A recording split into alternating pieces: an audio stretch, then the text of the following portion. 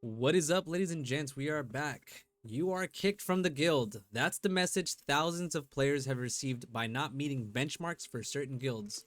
Some people were kicked for inactivity, others for their lack of combat power. Another group for low guild reputation, which signals the same as inactivity. The player's response is stuff that guild leaders, officers, and alliance leaders have to deal with on a daily basis. No one responded to my ticket or, oh my god, there are meetings in this guild. I can't show up because I have work for 16 hours a day. The only one I completely understand is the work aspect. This is a video game and should be treated as such, so kicking people out for working is honestly messed up, but that's why you recruit players that meet your expectations. If you want a casual guild, don't expect players to be online when you get off work because most casuals have low game time and that's why they are called casual. If you get online and get upset because you joined a casual guild with no one on, then you are part of the problem. Or you can just join a sweaty Discord and pop in when you can, but be prepared to be slotted into different groups or wait for your chance to get a group. If you are a sweaty player that wants players to sacrifice in real life time, relationships, or have incredible time management skills, then join a group like that.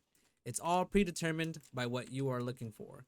Now, I'm not saying it's not possible to have it all, but you need mature people that can have a great time management skill, leaders or officers that balance or segue funnels to manage all that, or respect to understand that this is a community driven game. This game in itself doesn't require much at all if you only want to do conflict bosses. As for Riftstones, you do need to play more because you get what you compete for. Now I know it doesn't make sense to a lot of players because they think that they can just organize a 70-man and show up with 10 active players to events, but doing that will cripple your progress. You need competent leaders, you need experienced players and activity to be successful in this specific game. For most activities in large scale, a guild with 3 alliances is enough. If the server is extremely competitive, however, it's not uncommon to see 12 guilds working together.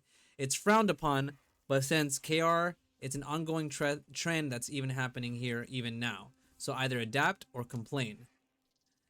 Those are the only real two options. I have seen hundreds to 10,000s, I'm sorry, 10,000s. I've seen hundreds to thousands of players getting held back by their guild leaders or circle of friends because they refuse to concede and join knowledgeable communities.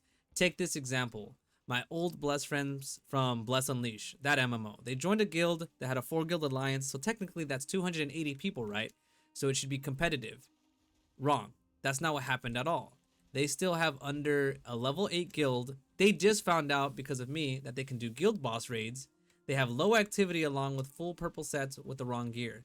Now that's not their fault entirely. I know that they could read themselves, but just some people just don't know. This game is extremely punishing if you didn't build in advance, because resources are limited and without the right resources you can set yourself back months of grinding. Now my guild transferred once and in one day we got to level 9 or 10. By the second week it was already well within level 17. Already that just comes to show that my knowledge and power in this knowledge is power in this game, and I have provided a massive library of free information, and in doing so I have become a public enemy for players that dislike my sharing of information. My integrity is held by my years of consistent free guides across multiple games for my community, and that's my gift to you guys consistently for the working class that loves to enjoy playing video games. So ultimately, what's my point? My point is this game is not a small game. It's a community-based game driven by a cohesive collaboration of hundreds of players for it to work. And if you don't lose your ego, you will not get ahead in this game. People always wonder why I'm always chill or nice to everyone, and I try to maintain neutrality with most players, even streamers alike, even if we have our disagreements. And that's mainly because your ego can only truly be backed up by results, and you can only really leverage what you are successful in doing so. So stop blaming EPH for losing your fights. Stop blaming the Zerg guilds for losing your fights. Stop blaming the streamers for having the experience in managing bigger groups. Learn and teach yourself or become an officer in another competent guild to learn fast. I, for example, will now begin taking more applications because I was strictly a one guild I, my goal was only one guild because I wanted less drama, but seeing as so many leaders are horrible at transparency and taking advantage of new players, and they don't want to teach their members to get ahead, but at the same time want them to be extremely active and stealing boss loot, I have decided that it's time to start building up my own 4 guild alliance, and I have the systems already set in place. and a 4-week camp to get you to 3,000 free-to-play combat power. Some reach it within 2 weeks, some reach it in 1 week. It just depends on how much you want to grind. And if you join and earn the role, you can get access to all that and the help that you need, but you also have to be able to read. I know that sounds toxic, but a lot of players don't read the info that's right in front of them, okay? But ultimately, I want to help everyone. I've helped enemies and friends alike. I joined Amos and was a part of that alliance for a little while. I joined Zeroth and tried to help the Fable Alliance, and then basically stuff happened in that one. It just didn't work out. So ultimately, I've decided it's time to, instead of trying to work with other alliances, I'm just going to make it work for myself. That's my 2 cents. So subscribe for tomorrow's video on potential guilds that are exploiting systems in the game. So I'm going to share that information with you guys as well.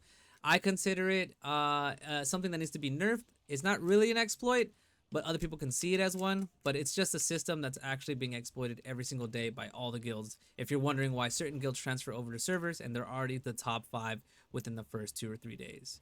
So that's it for today's video. Thank you guys for, as always. Don't forget to subscribe, comment, and if you made it to the end of the video, just say, I'm tired of my guild, or can I join your guild, so I know you made it. So thank you guys for watching, and as always, stay blessed.